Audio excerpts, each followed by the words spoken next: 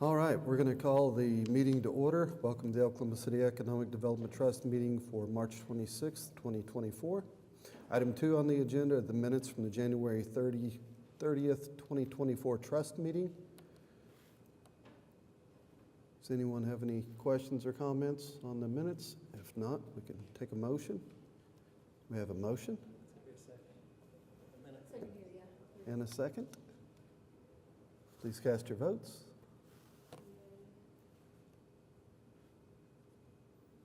The item passes. Item 3 on the agenda is the ratification of claims. Any questions or comments? We have a motion and a second. Please vote.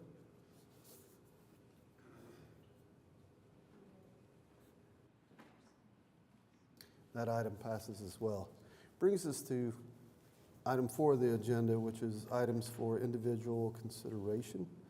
Item 4A is a joint resolution certifying that Project High Plains, a proposed feature film, is an eligible project under the Strategic Investment Program Film Incentive Program. Ms. Simpson. Good afternoon. I'm bringing you an application for a project that we've codenamed Project High Plains, and I've been working with them since August of last year, and they've had to push a few times because of the various strikes, so they're now back on track. The budget for the film is $6.6 million. It's a character-driven drama that is set on the high plains of South Dakota, but they're filming here because it's a much more film-friendly environment, and they really liked it when they came in. Their starting date is projected for April 22nd. They're in the middle of casting right now. That date may switch a little bit, but it shouldn't be too much.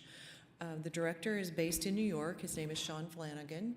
And the director is based in LA, Kevin Getz.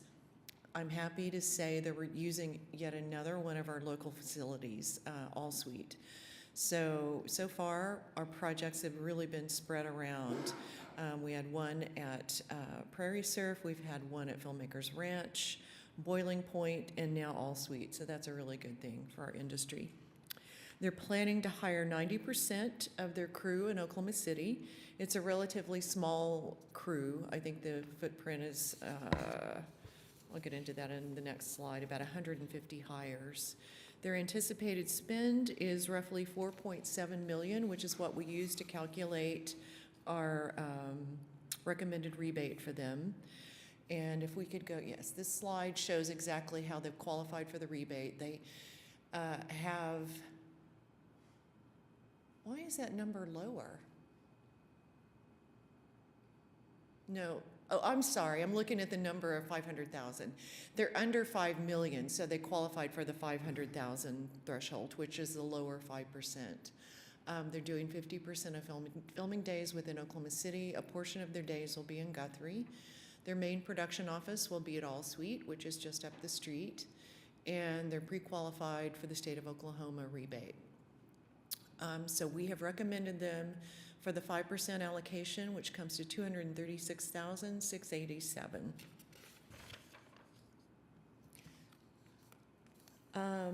Their hires, 54 actual hires. That calculates over the course of their shooting schedule to 1,620 what we call man days or work days.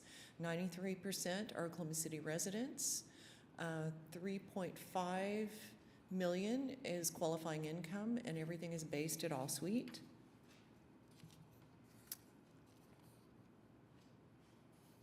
%71% of filming days are in Oklahoma City limits. 93% of crew is Oklahoma City. We don't yet have a total on their support service companies until they get a little bit closer to pre-production. They have assured me they're going to hire as many local and diverse companies as possible. The more they hire locally, the more they get back in rebate. So we have a really good incentive for them to do that. These are the numbers that came out of our economic impact multiplier that we have in-house at the chamber. So the total economic output is $12.8 million for this project.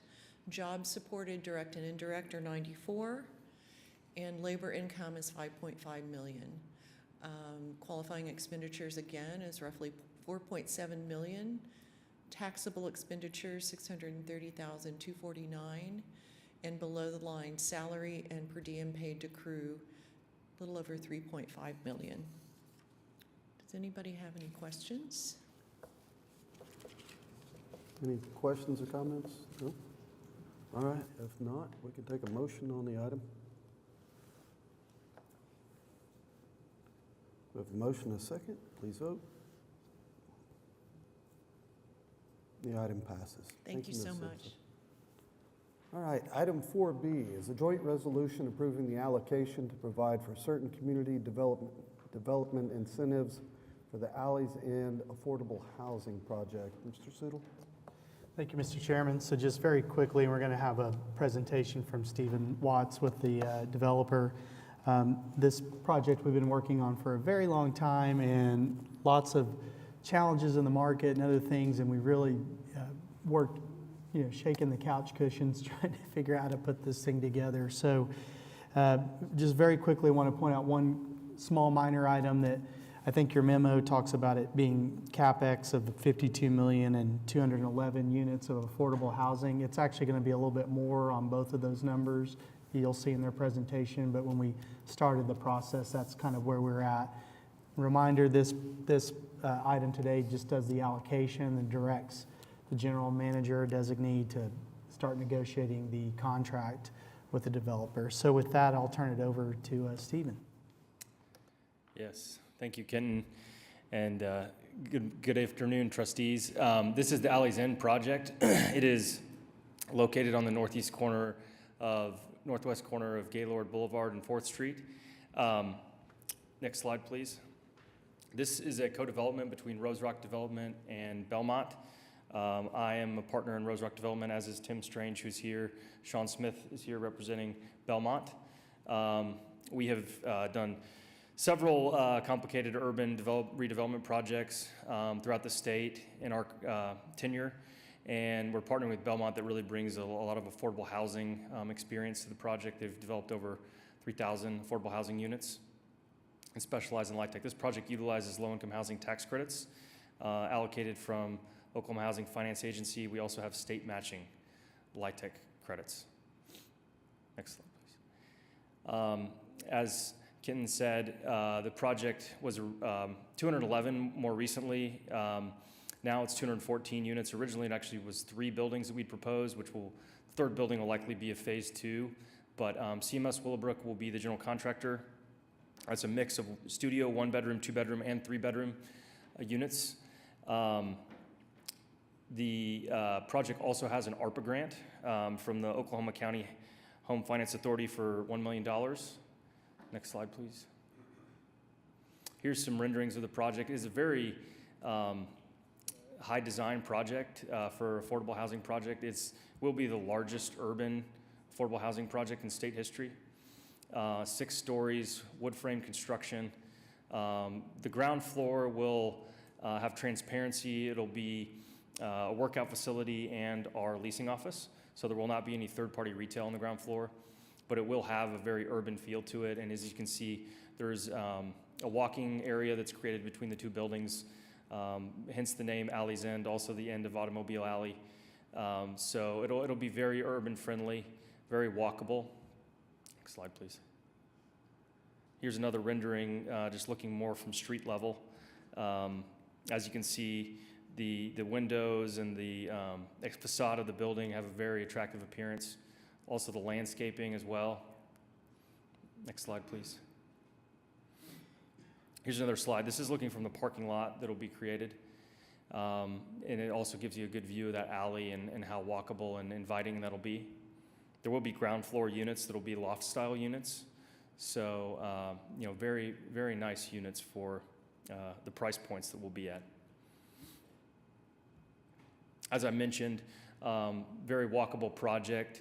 On-site amenities will include a fitness center, management on-site with a lounge.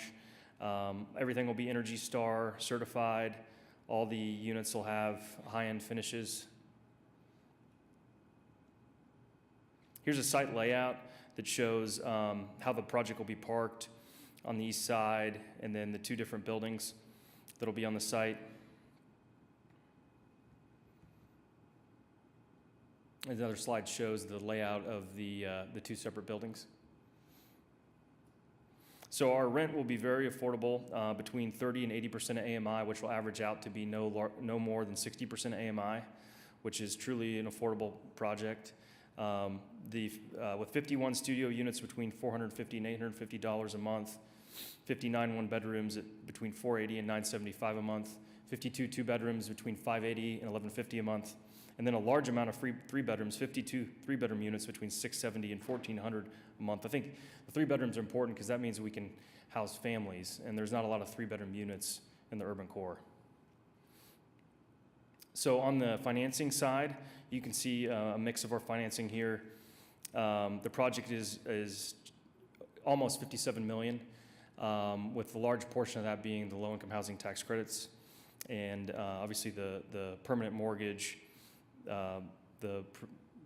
proposed gold bond here, ARPA funding, and then deferral of developer fee, which, as you can see, it shows $8.9 million of developer cost. We're deferring almost $5 million of that, so it's really net about $3.9 million, which also serves as a project contingency for the project during construction.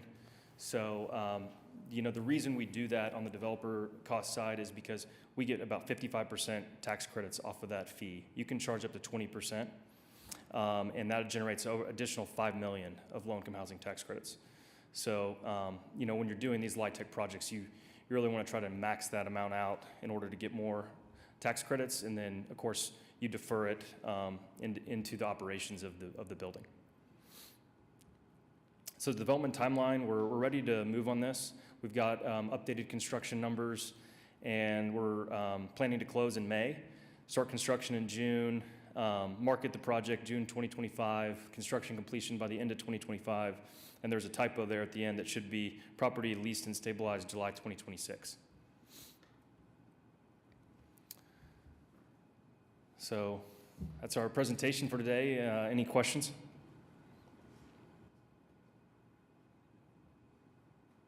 Any questions, comments? All right, if not, we can take a motion on the item. We have a motion and a second. The item Thank you very much. passes. Thank Appreciate you. it. All right, item 4C on the agenda is the memorandum of agreement to replace a portion of a retaining wall located within a city easement west of Walker Avenue along Northwest 7th Street. Ms. McSpadden. Yes, good afternoon, Joanna McSpadden. We've got some pictures of the retaining wall that we're looking at. So we have an allocation that was approved by this committee in 2021, utilizing a portion of TIF2 funds. We allocated $500,000 for what we call ancillary infrastructure. So this would be funded through that allotment. So we are looking right now along Walker. This is at the Emerson School, which is at 6th and Walker. There's a retaining wall that's connected to our sidewalk. And it's, so the Walker section that you're seeing here is actually, it's structurally sound. It just doesn't look very pretty. So we're proposing in this project to kind of resurface that, and it'll make it match kind of the newer version, the newer section along 6th Street. The next page shows 7th Street. So at the top of this page, you're seeing the retaining wall along 7th Street. This project proposes to fully replace that portion of the retaining wall because it is in disrepair and needs to be fully replaced. And then the lower portion, you can see the portion of that retaining wall along 6th Street that was replaced with Better Street, Safer City dollars a couple of years ago. I've got Mike Clark with the Public Works Department. He can answer all of the very technical questions if you have any, but I'd be happy to answer any additional questions if you have them. Any questions? All right, we can take a motion on the item. We have a motion and a second. Please vote. The item passes. Brings us to item 4D, which is to receive the Oklahoma City Economic Development Foundation fiscal year 2024 second quarter report. Mr. Seymour.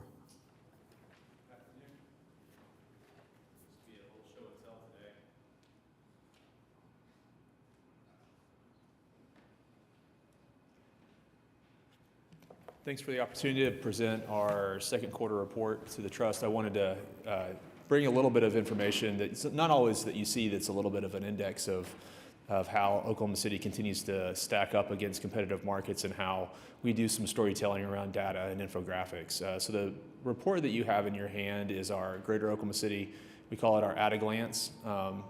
It's essentially one of the marketing materials that we use when folks are coming to look at Oklahoma City that don't always have an introduction to what has developed in the market in the last 15 to 20 years, a way to kind of look analytics-wise at how Oklahoma City continues to compare from a growth, from a demographics perspective, from an access perspective, and then from a cost perspective in comparison to markets that we compete against on a regular basis. Also, it does a little bit of storytelling related to the accessibility and availability of labor and availability of other market access. So just thought it might be something interesting for you guys to look at. We tend to publish this document or update it usually twice a year as we receive sort of information that's relevant to continue to provide an update. So the latest version was published a couple weeks ago, and just thought something to have in your back pocket. So wanted to kind of walk through a couple highlights that are included in your packet. One is that we continue to have, and I think partner in crime,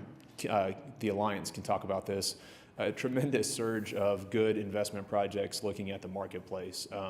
You know, in spite of all the rockiness from a rates perspective and a cost perspective, still seeing significant inflow of very, very large projects and projects of many types.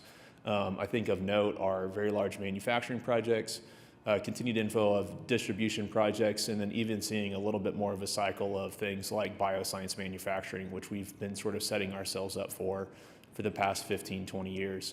You know, one of the challenges we're going to continue to face, but we've continued to make great strides on as a group of partners, is land and land availability. And so continue to think about how we have multiple different sites scattered throughout the marketplace to meet different types of demands long term is going to be a key challenge for us to continue to think about. The investments that this body has made into projects like 577 have already borne significant returns. You know, I will say, sidebar, bit of a nerd here, had a chance the other day to go drive down on the south side of the metro and just do kind of a driving tour of the new buildings that are coming out of the ground at 577, and to see a 1 million+ square foot building on the south side of 577, plus the new Pratt & Whitney building, 845. I mean, there's a lot of real estate going up and of a size and scope that we haven't seen for a long time. So an exciting point in time. I think the challenge for us is to continue to be prepared for this wave that is going to continue to kind of come at us related to real estate demands. Couple notes on projects. You see overall summary of 250 new jobs, 17 million in new payroll, and 31 new capital in the market that was injected in the second quarter.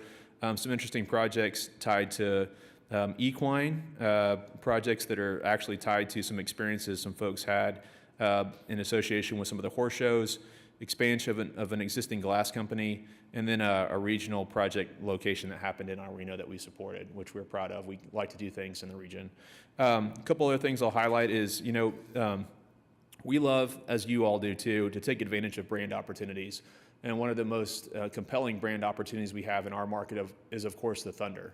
And as the Thunder has had opportunities to be in other markets and has been invited by the NBA to sort of tell their story internationally, we've been able to tag team along with them.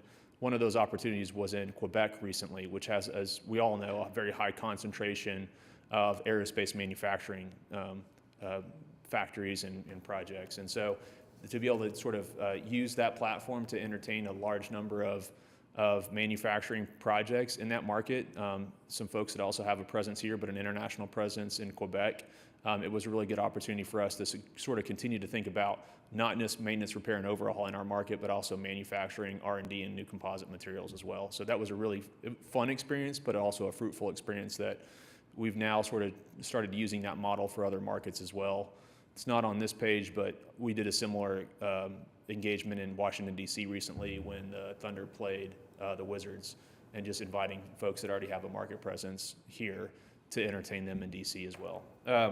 I'm going to finish with saying a couple things that we're really excited about are we know that the talent conversation is a complicated one, continues to be. I've appreciated the partnership with this body to support an analytic study on daycare availability in the regional market. We know that there's multiple constraints and layers to that conversation. One of those is what happens here in downtown Oklahoma City is a bit of a bellwether related to daycare availability overall. And so a cohort has been formed to kind of think about how do you make movement on daycare availability, or at least purchasing more chits into a daycare structure that could happen with our downtown employers to help them sort of fit the needs of some of their employment that continues to think about availability as part of the equilibrium of being able to go to work every day. So thank you for that partnership. That study has been used now at the state level to look at legislation to continue to improve sort of the infrastructure behind the scenes that's available for daycare, and how we think about the cost structure of daycare as well. So that investment on your behalf has turned into a meaningful conversation at the state level. Finally, I mentioned bioscience earlier. Continued significant movement on the bioscience front, where Oklahoma City is on a national stage with other peer markets in this space. We're seeing these biomanufacturing projects we hoped would start to look at our market, come our direction, but also we're seeing the need for continued leadership at this local and state level in that space. This chamber, as part of our receipt of some large federal funds, has taken the lead on restructuring and relaunching what was OK Bio, which was the statewide sort of industry association that led on outreach, storytelling, and policy work in that space, to relaunch that as the Oklahoma Life Science Association.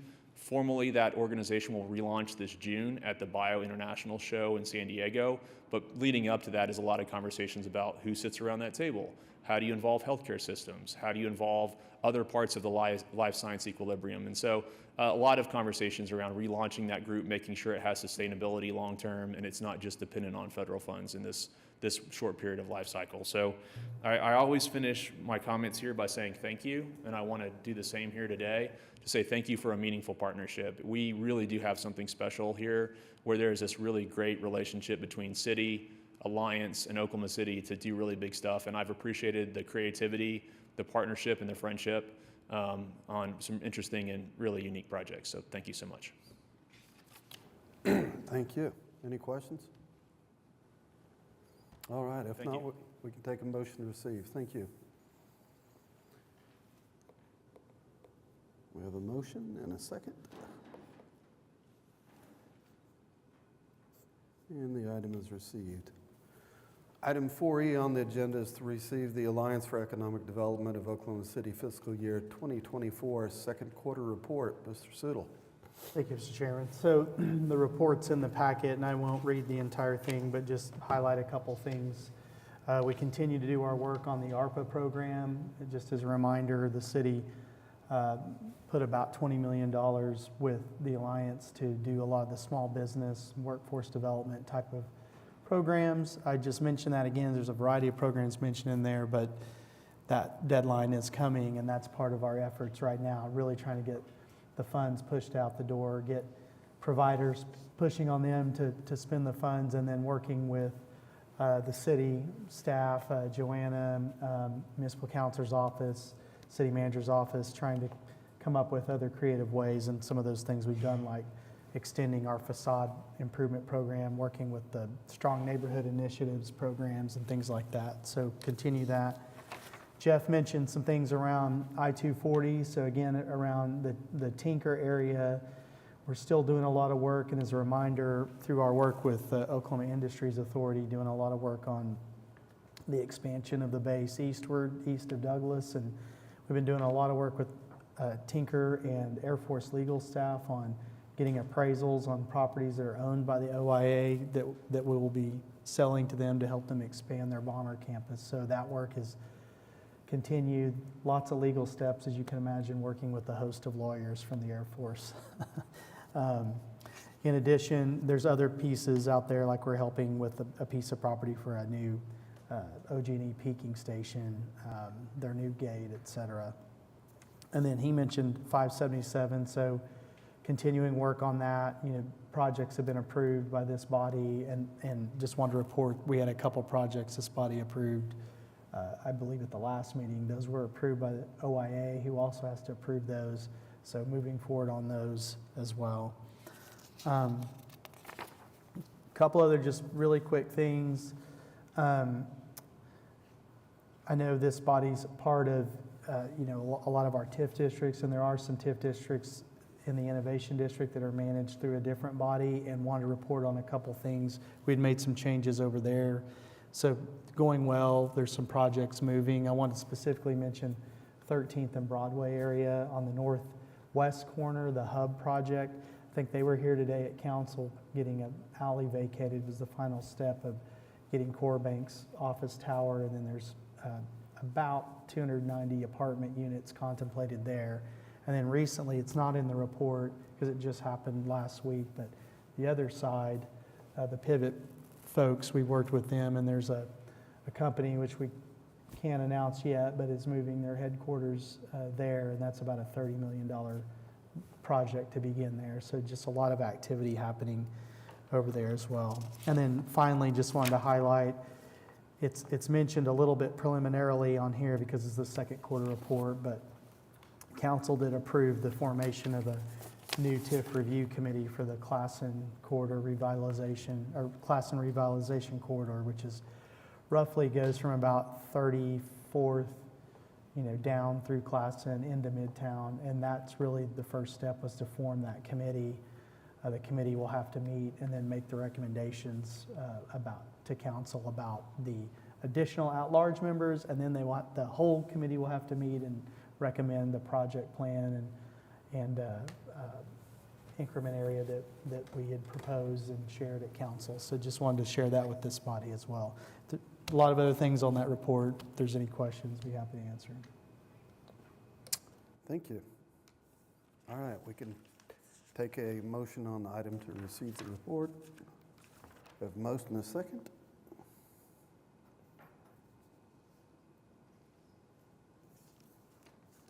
The item passes. Brings us to item 4F on the agenda, to receive the semi-annual report from the Oklahoma City Economic Development Foundation relating to the Oklahoma City Film and Creative Industries Office for the period ending December 31st, 2023. Ms. Simpson? Hi, I believe you already have my written report, so I'm going to touch on some of the highlights, and I've also provided an update on a few things that have been happening recently. I want to give you an update on the Oklahoma City Film Incentive Program. We started with $3 million. As you know, we opened the rebate queue January of 2022. In that time, we pre-qualified 5 projects ranging from $23,000 in rebate up to $1 million in rebate. And so far, that takes up $1.3 million of the 3, and that equals 44% of our funding. So I'm trying to pump the brakes a little bit. If a negative situation had a positive, the 2 strikes kind of slowed things down a little bit, which will help get us through the full period of time that we anticipated using that $3 million.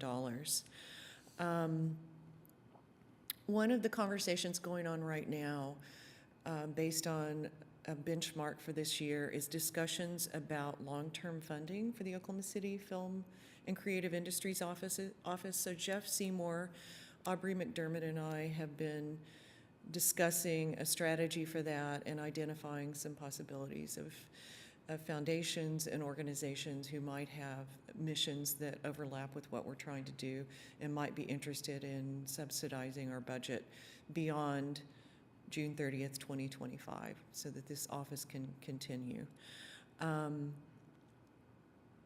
One of the other key points on my goals for this year was to continue collaborating with the other film offices in the state on a legislative agenda for this year. And things took a little bit of a different turn this year. A bill was introduced that we weren't expecting, but it's getting some traction. It's House Bill 3964, and it was authored by Representative Eccles and Representative Fettgetter. It's already passed the House. The funding has been removed from it, so it'll likely become a topic for discussion during budget negotiations. But what it would do is create a brand new separate program, separate from the Oklahoma Film Incentive Act. And it is basically established to create a fund for episodic television, which plays nicely for some of the companies in Oklahoma City.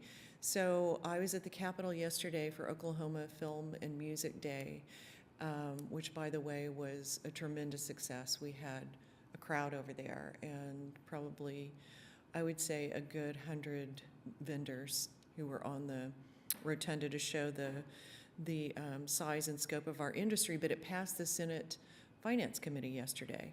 And Senator Chuck Hall has signed on as a bill author, which is a huge step forward for us. So the way we're looking at this is any funding this year is a win, and it may be next year before we get additional funding for the state film rebate. But we do retain our $30 million a year that we have currently. That's important to Oklahoma City because it helps us recruit projects in if they can also tap into the state rebate. Yesterday, I had a chance to talk with some of the representatives from Career Tech. Max McKnight was there, Justin Seiler. They're all working on projects in the film arena. Workforce development for the film industry. It's intended to be a collaborative effort with all of the various film offices, Career Tech, colleges and colleges and universities that are teaching curriculum. Getting consensus on what we need to do as far as a scaled approach has been a bit of a challenge, but I believe that, I'm always hopeful that we'll get there. It's just a matter of getting everybody on the same page at a time when we don't have enough rebate dollars to keep people working 12 months of the year.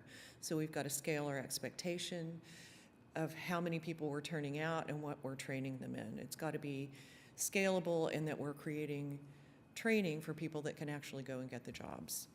So that is a work in progress.